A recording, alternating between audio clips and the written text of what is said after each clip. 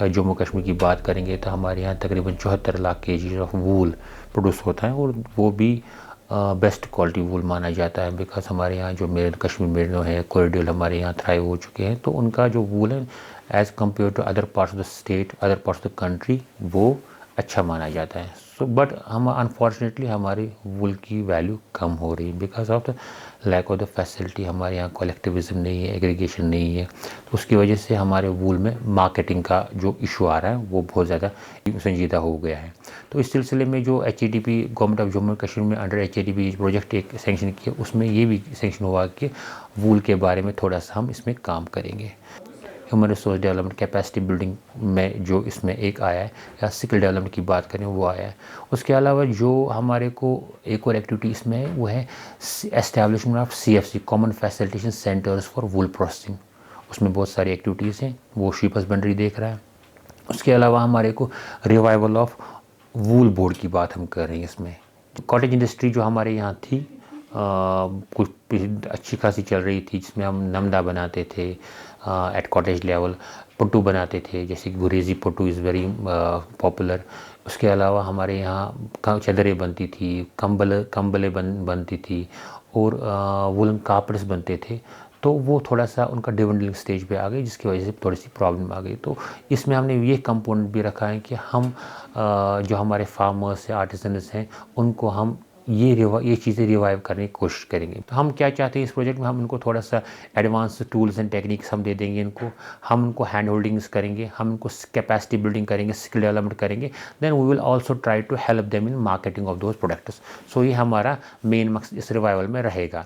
तो इसमें हम गुरेज पट्टू को हम टारगेट करेंगे, हम नमदों को टारगेट करेंगे, हम वुलन कार्पेट्स को टारगेट करेंगे, या जम्मू साइड से जो किश्तवाड़ी चादर हैं, कुछ कंबल्स होती हैं, तो उन पे को हम टारगेट करने की कोशिश करेंगे। उनको हम जो ही ये रिवाइव जो आर्टिसंस वापस आ जाएंगे इसकी तरफ, उनको हम हैंड होल्डिंग के बाद उनको हम मार्केटिंग में मदद, ब्रांडिंग करेंगे, मार्केटिंग में मदद करेंगे। तो ये एक इसमें बहुत इंपॉर्टेंट चीज़ रहेगी। इसके अलावा CFC की जो बात हमने की, CFC में भी हमने बहुत सारी चीज़ें रखी। हर डिस्ट्रिक्ट में एक CFC बनेगा जहाँ पे वूल प्रोसेसिंग की कुछ फैसिलिटीज़ रहेंगी, जैसे कि पेल्ट में भी एक इशू आता है कि कोल्ड स्टोरेज फैसिलिटीज़ हम किसी डिस्ट्रिक्ट्स में रख सकते हैं, जहाँ पे वो पेल्ट्स को कुछ टाइम तक स्टोर करके फिर इकट्ठे जब जमा हो जाएंगे तो उसके बाद उनको बेच दें। बिकॉज पेल्ट जो है तो वो पेरिशेबल आइटम है, वो ख़राब होने के चांसेस ज़्यादा रहते हैं। तो उसको हम थोड़े से कोल्ड स्टोरेज में उसको फैसिलिटेट करके उनको हम उसके बाद वो इकट्ठे ट्रांसपोर्ट कर सकते हैं। उसके अलावा शिपनिंग की फैसिलिटी रहेगी, या वीविंग की फैसिलिटी रहेगी। और एक और इसमें इंपॉर्टेंट जिसमें कंपोनेंट रखा गया है कि establishment FPOs, farmer producers organisation. ये भी तकरीबन हमने 20 रखे हैं इसमें। तो जो ये FPO हर एक डिस्ट्रिक्ट में FPO बनाने की कोशिश करेंगे, उनको थोड़ा सा सपोर्ट करेंगे। एक तो इस प्रोजेक्ट के तहत सपोर्ट करने की कोशिश करेंगे। इसके अलावा जो बाकी स्कीम्स हैं, सेंट्रल स्कीम्स होती हैं या नाबार्ड की कोई स्कीम होती है, उसके तरफ उनको लिंक करवा के, ताकि वो खुद एस्टैब्लिश होके अगर उनके पास उसमें वो डिफरेंट फंडिंग्स भी आ जाएंगी, तो उसमें वो अपनी स्कोरिंग प्लांट स्टार्ट कर सकते हैं। छोटे छोटे स्कोरिंग प्लांट डिस्ट्रिक्ट लेवल पे स्टार्ट कर सकते हैं, या ब्लॉक लेवल पे स्टार्ट कर सकते हैं, या कोई और प्रोसेसिंग की फैसिलिटी क्रिएट कर सकते हैं। ये हम करें। उसके अलावा अगर कोई एंटरप्रेन्योर आना चाहेगा जिसको who wants to start his venture in wool processing, उसमें भी हम उनको हेल्प कर सकते हैं कि उनको थोड़ा सा ब्रेनस्टॉर्मिंग करेंगे, सेंसिटाइज करेंगे, अवेयरनेस करेंगे, उनको स्कीम्स के बारे में थोड़ा सा करेंगे। बिकॉज इंडस्ट्रियल डेवलपमेंट स्कीम के तहत बहुत सारी ऐसी सब्सिडीज़ होती हैं जो कि फ़ायदा पहुंचा सकते हैं। उनको हम DPR बनाने में हम मदद कर सकते हैं, ताकि उनको उनका DPR जो हमारी तरफ से जाएगा, टेक्निकली साउंड होके बन के जाएगा, ताकि वो कल को इंडस्ट्रियल डेवलपमेंट स्कीम के तहत इंडस्ट्रियल कॉमर्स में वहाँ पे अप्लाई करके उन स्कीम्स का फ़ायदा उठा सकते हो और अपना वेंचर खड़ा कर सकते। वो वेंचर चाहे वो FPO हो, या कोई सेल्फ हेल्प ग्रुप हो, या कोई प्राइवेट एंटरप्रेन्योर आना चाहेगा, उनको हम फैसिलिटेट करेंगे इस चीज़ में। जो diversified range of value added woollen and pelt fur based articles हैं, उनके बारे में काम करना है। उनको नए नए डाइवर्सिफाइड वूलन प्रोडक्ट्स बनाने की कोशिश करेंगे।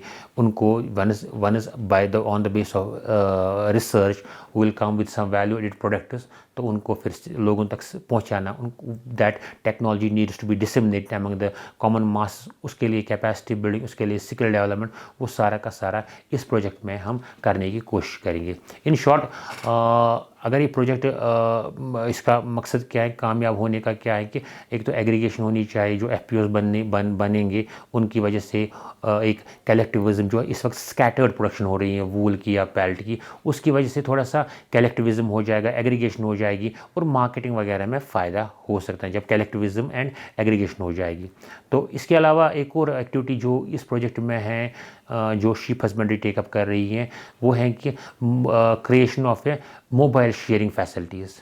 हमने इसमें मोबाइल शेयरिंग फैसिलिटीज़ रखी हैं तकरीबन 30 नंबर्स, तो ताकि जब हम एक तो गाड़ी रहेगी, उसमें शेयरिंग मशीन्स भी रहेंगी, तो वो दूर दराज इलाकों में जाके वहाँ पे शेयरिंग करके उनको वो वूल फार्मर्स को वहाँ पे बेल करके देंगे। और सीएफसी में बेलिंग यूनिट्स भी रखे हैं, ताकि क्योंकि बेलिंग यूनिट का एक फ़ायदा है कि हम वूल को कंप्रेस करके ट्रांसपोर्ट कर सकते हैं, उससे ट्रांसपोर्टेशन कॉस्ट बहुत कम हो जाएगा।